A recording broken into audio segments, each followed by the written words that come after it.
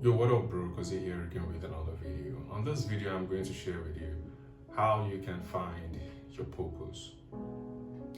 Now, I don't really know what purpose is. Some people feel like purpose is your path in life or your mission, God's given mission for you. And everybody has this mission. That's what we've been told to believe. And so, when you're on your self-improvement journey, finding your purpose becomes like one of those major things that keeps ringing in your head. It keeps coming to you if the things you're doing are in line with your purpose. That's something that also happened to me when I started out improving myself. Am I doing what I'm supposed to be doing? Is this what God has designed for me to do? Questions like that often makes us get confused, and along the way, when we get more confused, we tend to feel discouraged and stop. So I've thought about this for a while, and so it has led me to making this video. So on this video, I'm going to share with you how you can find your path. I don't know if it's your purpose, but I can tell you for a fact that if you can find this path, then it can lead you into the direction of your purpose. So one of the shortest cuts into finding your purpose is to follow your heart, bro. Follow your heart. There is something in you, there is something about every single individual that draws them into something they find inspiring.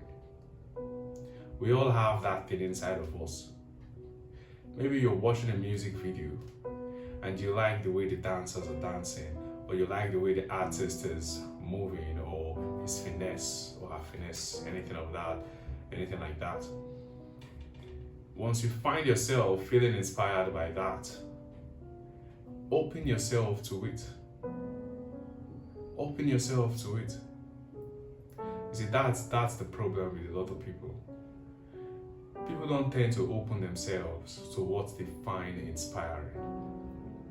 They are too rigid, they are too closed. Although they find it inspiring, but they don't want to open their heart. They don't want to allow themselves get involved in this thing that they consider inspiring, this thing that inspires them. And if you don't open yourself to it, it can't open itself to you as well.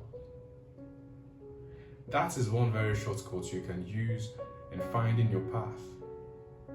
And I promise you that once you find this path, in due time, this path will lead you into other paths that will lead you to the direction of your purpose. That's how it works, bro. And that is how it has worked for me. The concept of purpose, I feel, is like a big deal, and it confuses people because sometimes you're doing three things at the same time. Maybe you have three hobbies you're passionate about, and you don't even know which one is your calling, yet you're still playing around. Or you might find yourself doing two things at the same time, all right? But the best thing to do is to find one, to focus on one, the one that inspires you the most. That is the one you should give more of your time and attention. That is the shortcut to finding your calling. Follow what inspires you. There is something that inspires you. Maybe it's farming, agriculture, business, science, teaching, talking, creating. There are so many things, there are a variety of things, so many varieties of things that inspires you. You need to start opening yourself to these things. Start with one. Start with one first and get intertwined with this one. Practice and practice and practice and practice until it flows natural from within you. That's how you can easily find your path that will lead you to finding your purpose. People find their purpose at age 40, even 50. It's rare to find your purpose when you're young. But you can't just sit down and fold your arms expecting that by the time you get to age 40, God is going to give you one divine revelation concerning your purpose. You have to be doing something that inspires you first, all right? You have to show commitment to something that you find inspiring. Although, one thing you need to have in mind is, once you start opening yourself to the things you find inspiring, you're going to get a whole lot of negative influence from the people around you, like your friends, your family, and even your neighbors. But it's fine, okay? However, it's very, very fine. It's okay. People don't tend to support you when you're starting something. They don't tend to see the vision you're seeing. They don't tend to even encourage you. Some of them will encourage you, but the encouragement is not from their heart. You can actually see it in their eyes and in their gestures, the way they encourage you. You just know that this encouragement is not from this person's heart, and the person don't believe I can actually do this that I said I want to do, this that I find inspiring, this thing that actually motivates me, that feels like that makes me feel like wanting to wake up in the morning. You just know from the way they encourage you, from the way they tell you to keep it up. You just know that this is not from the heart. The person is actually expressing or saying the opposite of what the person thinks or feels. But that shouldn't be your problem. Okay, it's just how it is. When I started off as a drummer, when I was 11 years old, I got so many discouragements from people. Even in the church that I wanted to drum for, the church that I wanted to be the drummer, I wanted to be like their main drummer. Some of them discouraged me. You know, when you go down and want to play the drums after the service, you're practicing, okay, to leave that place.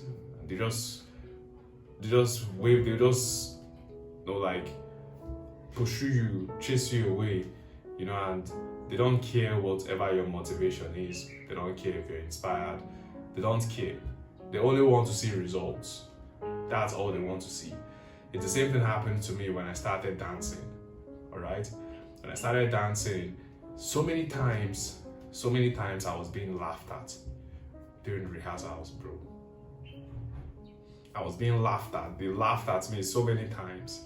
Some of them will hide and laugh at you. Some of them will laugh at you openly and mock you. You understand?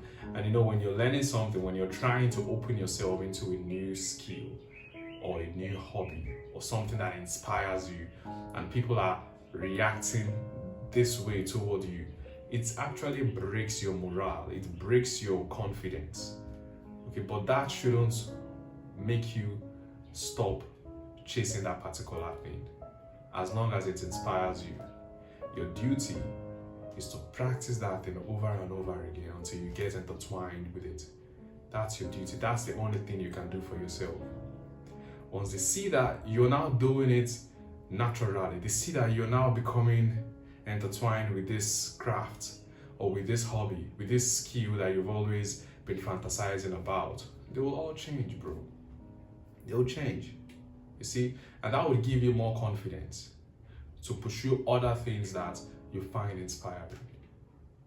So, bro, if you want to find your purpose, which I don't know how you can find your purpose, start doing the things that you find inspiring. If it is writing, start writing. If it is reading, start reading. What kind of books do you like reading? Novels? Start reading novels, bro. Just start doing that thing that inspires you. If it is talking, start talking, bro. Like, start taking courses online on how to talk, on how to speak. If it is dancing, if it is creating, whatever kind of creation you want, if it is science, if it is teaching, there are so many things that is in this world that can actually inspire you. It's left for you to open your heart to the one that gets to you, the ones that you know that you feel very much inspired, the ones that you don't mind watching someone doing it over and over and over again. All right, that's like the shortest cut to finding your purpose, bro. So if you're lost, this is one shortcut to find your purpose. So that's all for me on the video, bro. And I hope you got some value. I'll see you on the next one. Peace.